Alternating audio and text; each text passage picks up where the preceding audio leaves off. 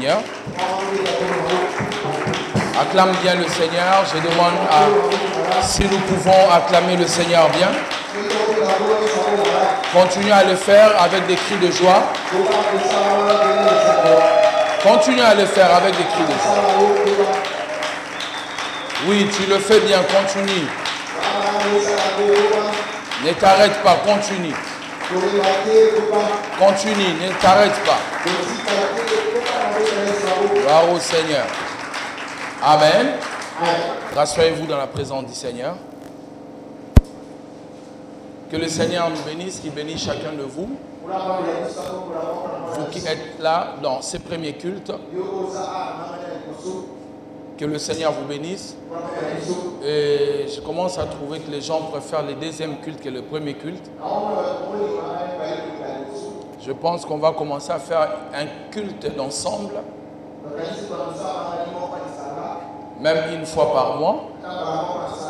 Amen. Pour nous permettre de se croiser aussi. Ça sera une bonne chose. Alors ce matin, je vous invite à lire avec moi des textes de la Bible. Nous allons continuer notre enseignement sur la sagesse pour gérer une crise majeure. La sagesse pour gérer une crise majeure. Nous lirons des textes de la Bible. Le premier, c'est dans Ruth. Ruth, chapitre 1er. Le deuxième texte sera dans Genèse, chapitre 42. Nous nous tenons debout pour la lecture, s'il vous plaît. Je lis pour nous au nom du Seigneur Jésus. Est-ce que vous êtes avec moi? Ruth, chapitre 1er, à partir du premier verset. Du temps de Jige, il y eut une famine dans le pays. Un homme de Bethléem de Juda partit avec sa femme et ses deux fils pour faire un séjour dans le pays de Moab. Le nom de cet homme était Elimelech, celui de sa femme Naomi, et ses deux fils s'appelaient Maclom et Kiljon.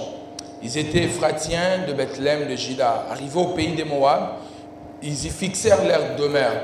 Elimelech, mari de Naomi, mourut et elle resta avec ses deux fils.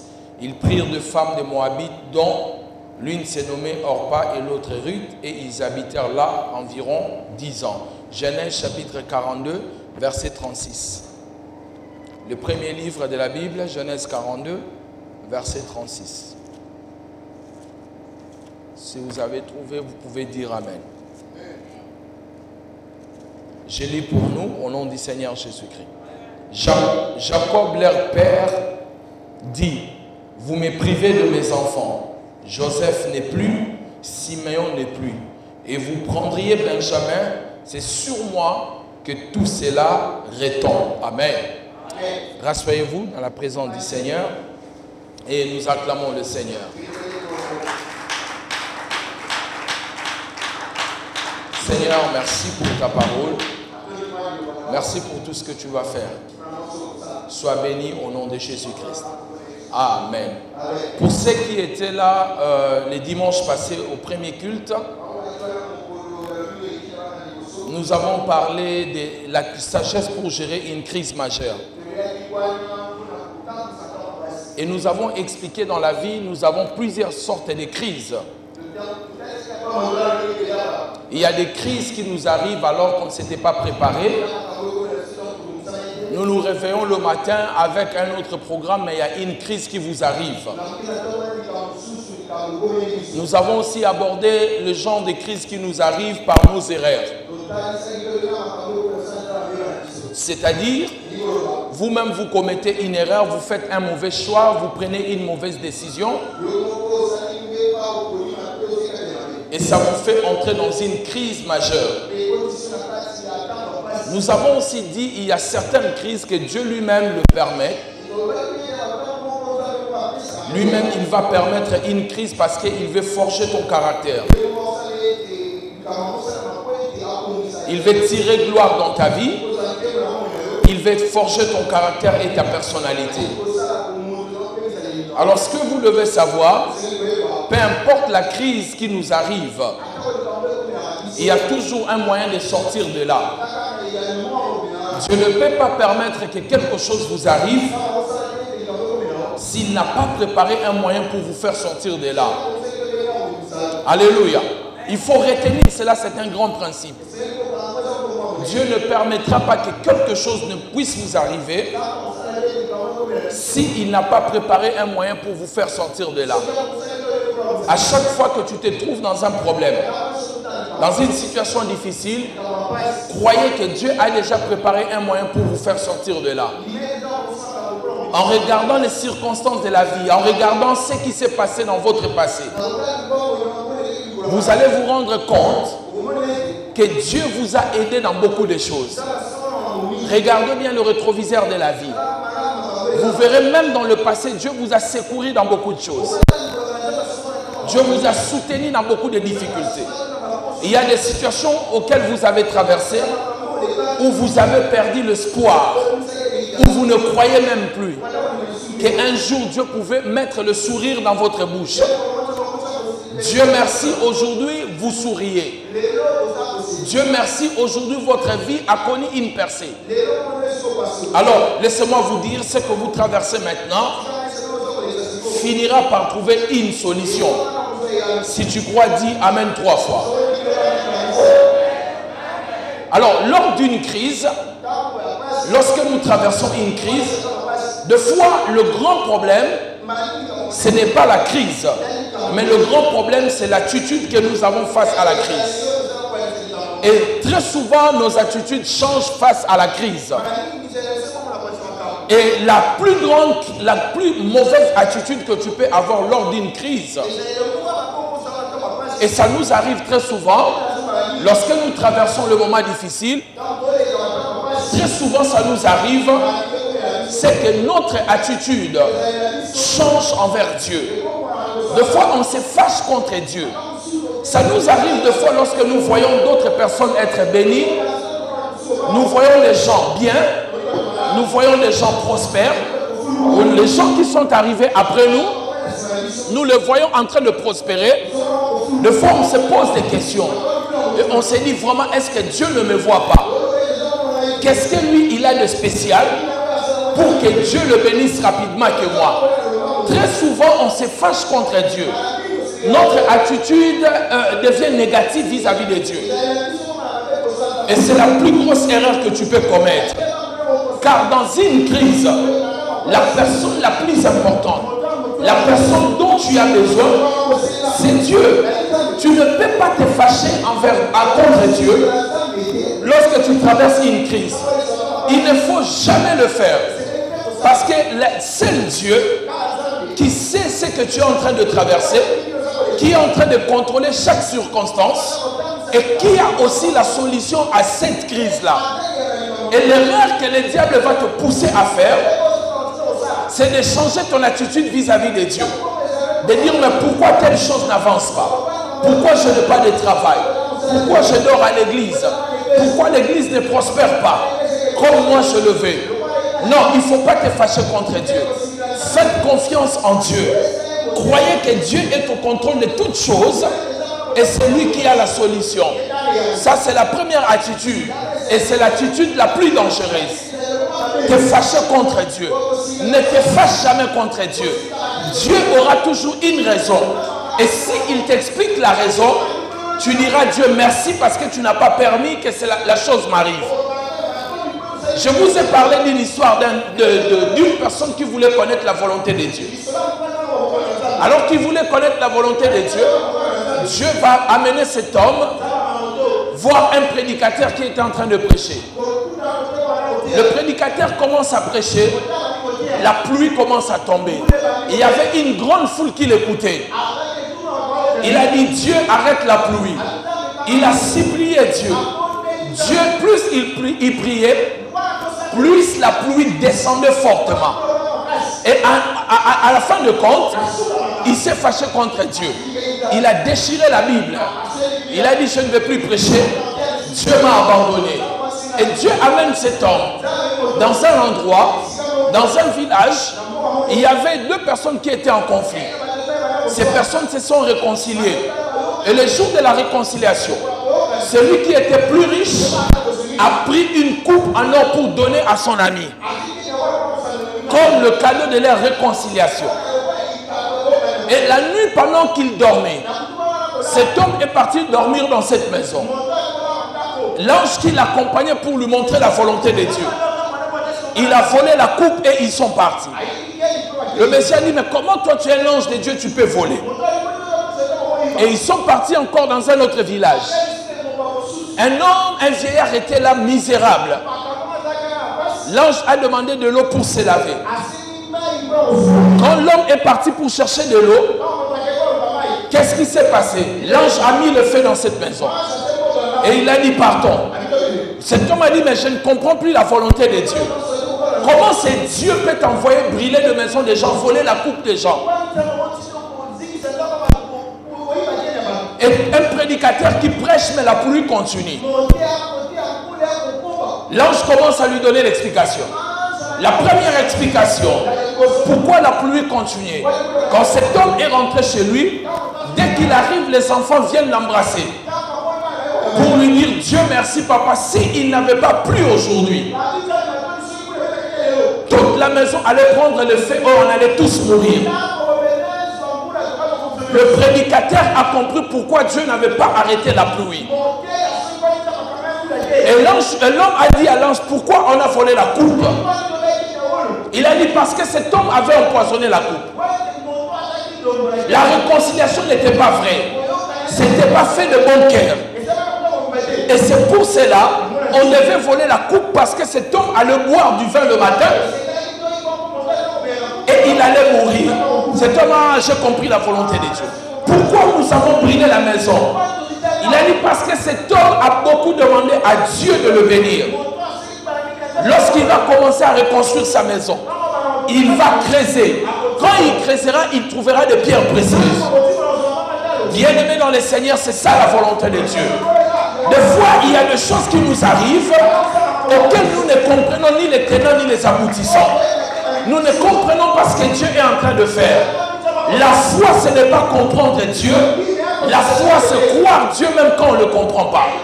Il y a des situations où nous ne comprenons pas. Dieu n'attend pas que tu le comprennes. Dieu attend que tu le croies dans toutes les circonstances qui peuvent arriver dans ta vie. Est-ce que quelqu'un est en train de m'écouter ici? Dans toutes les circonstances qui peuvent arriver dans ta vie, l'attente de Dieu vis-à-vis de toi, ce n'est pas de le comprendre, de vouloir comprendre Dieu. Pourquoi tu as fait cela? Pourquoi telle chose? Pourquoi tel malheur? Mais c'est de croire que Dieu est au contrôle de chaque situation, de chaque problème, de tout ce que je traverse. L'Éternel Dieu est au contrôle. Quelqu'un me dit Dieu est au contrôle. Je n'entends rien. Quelqu'un dit Dieu est au contrôle. Bien-aimé dans le Seigneur, ne te fâche pas contre Dieu. Il aura toujours raison. Parce que lui, il connaît le futur. Lorsqu'il va t'expliquer pourquoi tu passes par là, c'est en ce moment-là que tu diras merci Dieu. Alors faites confiance en Dieu. Créez une zone de confiance vis-à-vis de Dieu. Deuxième mauvaise attitude que nous avons face à la crise, notre attitude face aux promesses de Dieu. Ça change. Lorsque nous traversons une crise, la même attitude qu'on avait le jour où on avait reçu la prophétie, Dieu va te bénir, Dieu va t'élever, tu seras un grand homme. Cette attitude-là change. Le jour où tu commences à traverser une crise, tu perds la joie que tu avais le jour où tu avais reçu la promesse. Tu commences à vivre autrement. Tu commences à bouder les promesses de Dieu. Tu commences même à dire que Dieu ne le fera pas.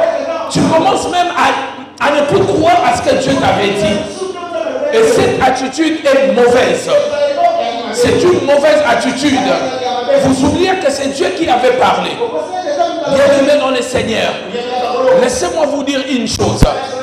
Lorsque Dieu vous donne la promesse, le but principal d'une promesse, c'est que tu vas traverser un moment de crise. Et lorsque tu seras dans cette crise-là, tenez-vous sur les promesses de Dieu, pas sur la crise. Appuyez-vous sur ce que Dieu avait dit. À chaque fois que tu entendras une promesse de Dieu, bien aimé, c'est que tu traverseras une crise dans ta vie. C'est pour cela qu'il te promet. Lors d'une crise, la chose qui va te garder conscient vis-à-vis de Dieu, ça sera la promesse qu'il t'avait donnée. Lorsque tu regarderas la crise, lorsque tu regarderas le malheur, les circonstances et les problèmes, tu diras, je peux tout par celui qui me fortifie. Tu diras, ce qu'il a dit, il le fera. Tu diras, ce qu'il a commencé, il l'achèvera.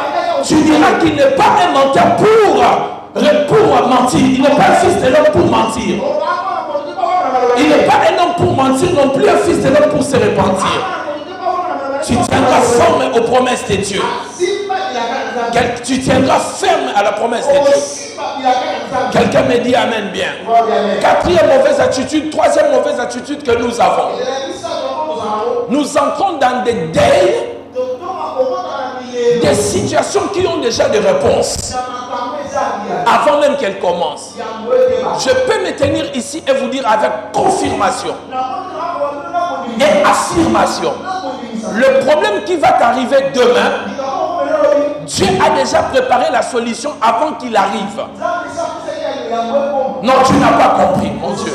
Je suis en train de dire, les circonstances, les difficultés, les crises qui vont arriver, avant même que ça arrive, Dieu a déjà préparé une solution bien avant. Tenez ferme aux promesses de Dieu. Croyez que la circonstance que je traverse ne peut pas annuler les promesses de Dieu. Satan voudra te faire croire ce que tu es en train de traverser a la capacité d'annuler les promesses de Dieu. Impossible. Il n'y a aucune chose qui a la puissance d'annuler les promesses de Dieu. Quelqu'un me dit amen bien. Un amen plus fort que ça. Je t'entends pas bien, un amen plus fort que ça. Nous avons vu Jacob. Jacob entrait dans un deuil de quelque chose qui existait quelque part. Jacob est en train de pleurer son fils alors que son fils est vivant. Des fois nous pleurons des choses qui sont vivantes. Le diable fait ce qu'on appelle l'illusion. L'illusion c'est quelque chose, c'est comme si on vous prend votre intelligence. C'est ce que le diable fait. Tu commences à douter. Tu commences à douter aux promesses de Dieu. Quatrième attitude, je t'entends pas bien, dis amen avec moi pour que je te parle de quatrième attitude. Quatrième attitude. La quatrième attitude, c'est l'attitude qui nous pousse à prendre de mauvaises décisions lorsque nous traversons une crise. Vous savez pourquoi les gens ne sortent pas dans leur crise? Pourquoi les gens, lorsqu'ils sont dans une crise, et ils continuent à s'enfoncer dans une crise, le retour est en train de déranger? Pourquoi ils continuent toujours à aller dans la profondeur de la crise? Vous savez pourquoi? Parce que lorsque nous sommes dans la crise, la plus grosse erreur que nous commettons, c'est que nous ne cherchons pas à tirer des leçons de ce pourquoi nous sommes entrés dans cette crise. Mais ce que nous cherchons, c'est de trouver la solution à tout prix et rapidement. Remarquez, vous tous qui êtes dans cette église, lorsque vous traversez un problème, une situation difficile, qui a déjà prié le Seigneur pour dire à Dieu, Seigneur, enseigne-moi ce que tu veux m'enseigner dans cette crise? Personne ne fait ce genre de prière. Tout ce que nous demandons à Dieu, Seigneur, aide-moi à sortir de ce problème. Et tu chercheras la solution que la leçon. La leçon est plus importante que la solution.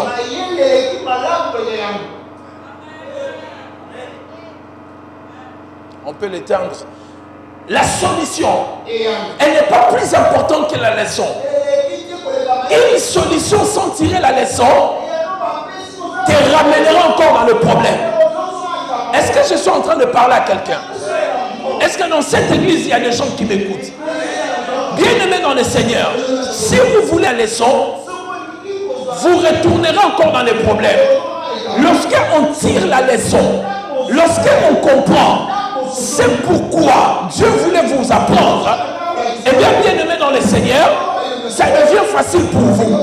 Et très souvent, nous voulons la solution et nous laissons la leçon. C'est pour cela que nous tombons dans des situations compliquées. Notre attitude face à de mauvaises décisions, des décisions irréfléchies, à cause de la crise. Regardez le texte d'Elimelech dans Ruth chapitre 1. La Bible nous dit ceci. Leurs enfants s'appelaient Maclon et Kiljon. Les deux noms veulent simplement dire malade. Donc veut dire l'un veut dire maladie, l'autre n'avait pas une bonne santé. Et lorsque la crise est arrivée à Bethléem, je peux comprendre leur papa. Vous avez des enfants qui sont malades face à une crise. Certainement vous allez prendre la décision de partir. Certainement vous allez prendre la décision de partir et de quitter. Ça c'est sûr et certain. Mais le problème c'est quoi? C'est que cet homme a pris une décision à la hâte. Une décision qui n'était pas bien réfléchie. Il a quitté le pays de la promesse de Dieu pour aller dans un endroit où il y avait des malédictions. Lorsqu'il arrive là-bas, lui-même est mort. Ses enfants sont morts. Et sa femme est restée veuve, sans enfants. Bien-aimé dans le Seigneur, ne prenez pas la décision vite lorsque tu traverses une crise. Ne prenez pas une décision définitive dans une situation passagère. Lorsque c'est une situation passagère, ne prenez pas une décision définitive. J'ai entendu les gens prendre des décisions définitives. Moi, à partir de maintenant, c'est fini avec cette personne. Mais peut-être c'est un problème passager. Ne prenez pas la décision définitive. Est-ce que je suis en train de parler à quelqu'un? On ne prend pas la décision lorsqu'on est fâché. Parce que la décision qui sortira de la colère sera une mauvaise décision. Même si tu es fâché, laissez le temps passer. Même un mois. Et prends la décision lorsque toutes tes pensées sont en place. Ne prenez pas aussi la décision lorsque tu es dans la joie. Le plaisir peut te pousser à prendre de mauvaises décisions. La décision, elle est toujours prise dans un moment de réflexion. Réfléchissez avant de prendre la décision. Dans la crise, nous prenons la décision vite parce que nous voulons la solution. Est-ce que je suis en train de parler à quelqu'un? Est-ce que quelqu'un est en train de m'écouter ici? Si tu m'écoutes, donnez-moi un amen bien. Un amen plus fort que ça. Bien aimé dans le Seigneur, la première des choses que tu dois garder lors d'une crise, c'est la paix. Cherchez d'abord la paix, la tranquillité. Et lorsque tu trouveras ces choses, c'est en ce moment-là que tu peux prendre des décisions. Vous ne pouvez pas trouver la solution à vos problèmes si vous ne savez pas. Cherchez d'abord la paix. Cherchez d'abord la paix, la tranquillité. Lorsque vous trouverez ces choses, en ce moment-là, vous allez commencer à vous décider. Quelqu'un me dit amen bien. Écoutez-moi très bien. L'une des choses qui peut vous aider à trouver la solution à vos problèmes, c'est de savoir s'asseoir dans la paix. Jésus nous a dit, je vous laisse ma paix, je vous donne ma paix. La paix que le monde ne peut pas recevoir. Ce que le diable cherche à voler à travers les circonstances, à travers les crises, c'est de voler la paix. Lorsqu'on manque la paix, on ne prend pas de bonnes décisions, on ne fait pas de bons choix, on est agité de gauche à droite. C'est pour cela, lorsque tu traverses une crise et que tu gardes la paix, c'est que cette crise ne tardera pas. Quelqu'un me dit amen bien. Un amen plus fort que ça. Est-ce que je peux parler comme je le sens? La Bible dit ceci.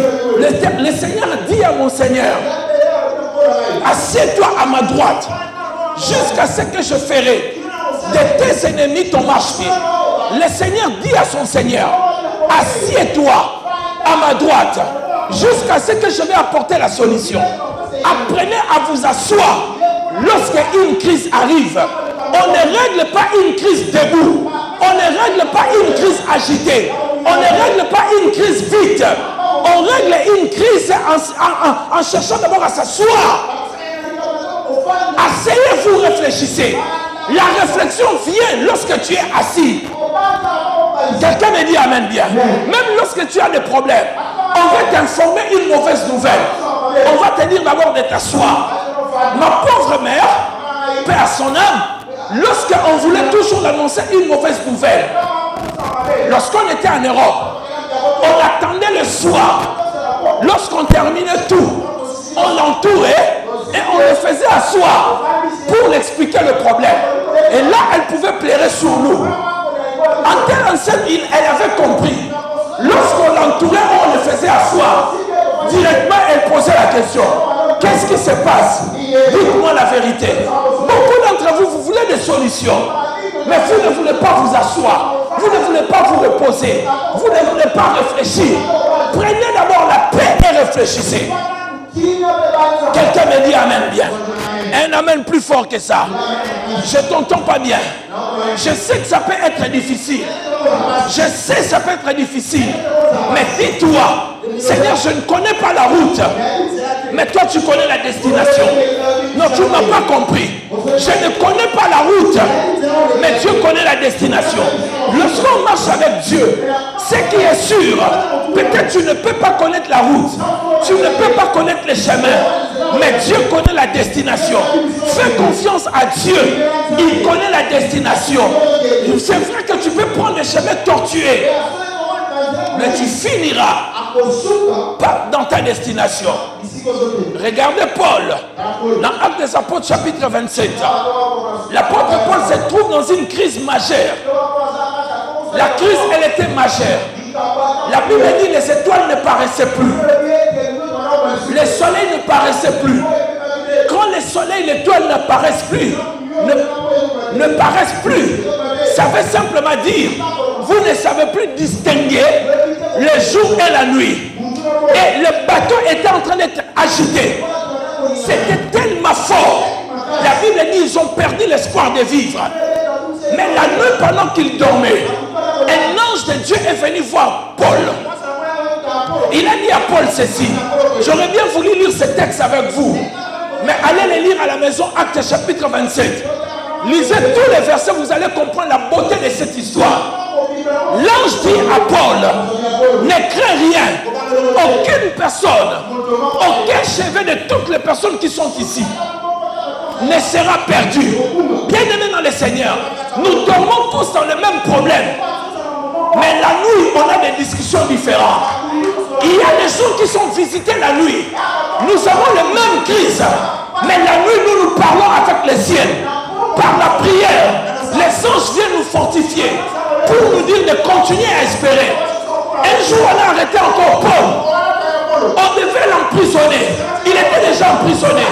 La Bible dit, l'ange du Seigneur est venu le voir pour lui dire, ne ferme pas la bouche. J'ai un grand peuple dans cette ville. La nuit, bien-aimée, c'est la nuit soit de la visitation, soit la nuit de plaire. Est-ce que tu es en train de m'écouter? Lorsqu'on traverse la crise, la nuit, elle est dangereuse. La nuit, soit tu vas pleurer, soit tu vas recevoir la visitation. Et ce que j'aime dans cette histoire, ce n'est pas la visitation de l'ange. C'est ce que Paul dit à plus de 200 personnes qui étaient avec lui. Paul se lève le matin. Il dit au peuple, si vous m'avez écouté, on n'allait pas se retrouver là où nous sommes. Maintenant, écoutez-moi très bien. Que chacun de vous mange. Que chacun de vous mange. C'est le signe de la paix. Ils avaient fait des jours où ils ne mangeaient pas. Quand on a pris la paix, lors d'une crise, on n'arrive plus à manger. Paul leur dit que chacun de vous mange. Car le Dieu à qui j'appartiens, il m'a envoyé un ange cette nuit et il m'a dit ceci.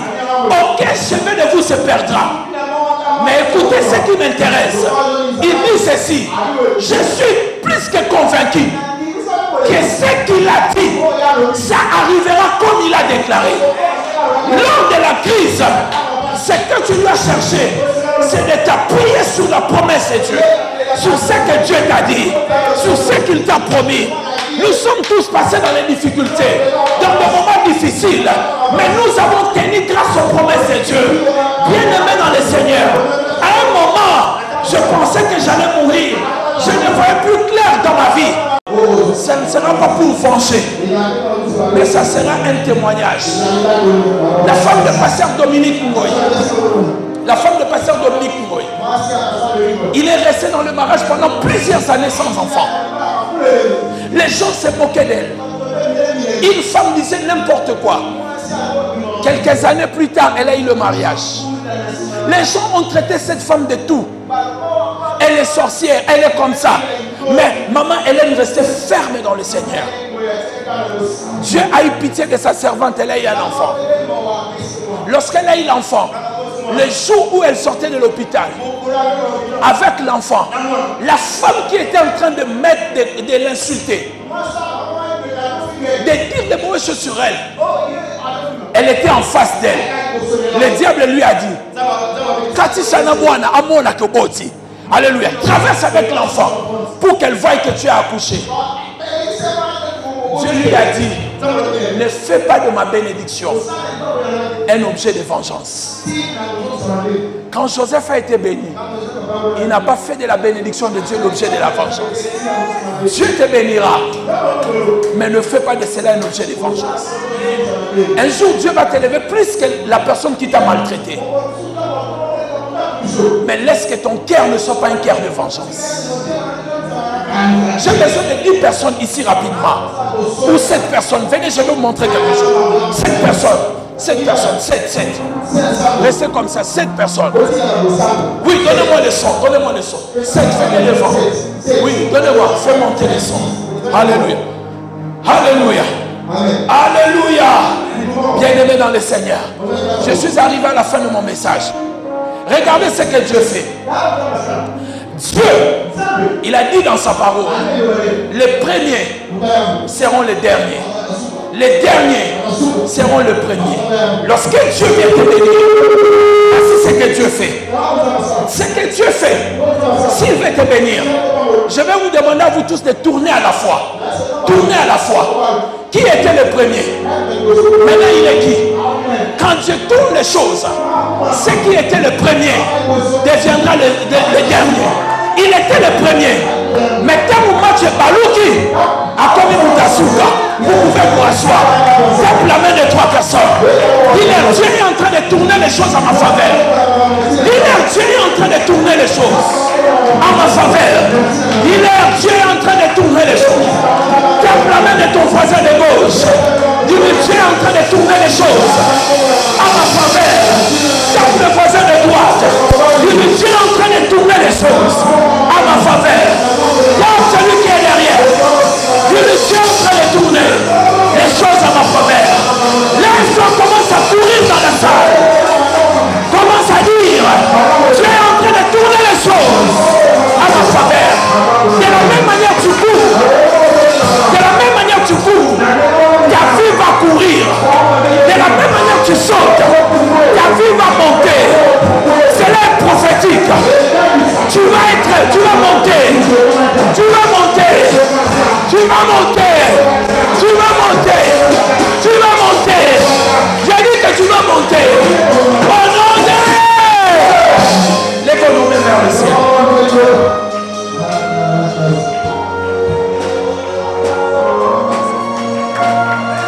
Commence à parler à Dieu.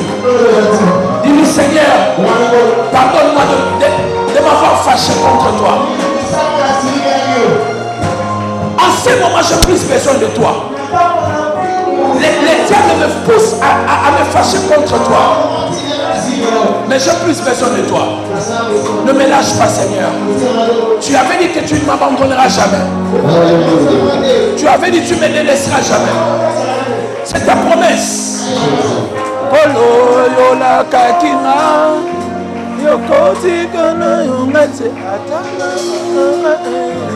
connais la chanson? On y va. Dis, Seigneur, tu avais promis. Tu avais dit que tu ne m'abandonneras jamais. Frère, j'ai passé des moments où j'ai perdu l'espoir, où je ne pensais pas que je serai là où je suis aujourd'hui. Un ami à moi, le pasteur Serge, m'a dit, lorsqu'on dormait encore dans la chambre des étudiants, si on t'avait dit que tu seras ce que tu es aujourd'hui, tu n'allais pas croire. Bien aimé, le miracle continue à arriver. Dieu fait monter son serviteur.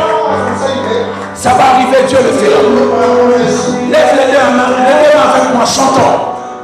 Lui qui t'avait appelé, même dans le vent, dans la tempête, il n'avait pas laissé les disciples, parce que c'est lui qui les avait appelés. Il les avait accompagnés jusqu'à de l'autre côté. Je ne sais pas par quoi tu traverses. Restez ferme aux promesses de Dieu. Élevons les deux mains, je prie avec vous. Seigneur, oui. Tu es ma forteresse. La source de ma joie et de mon bonheur.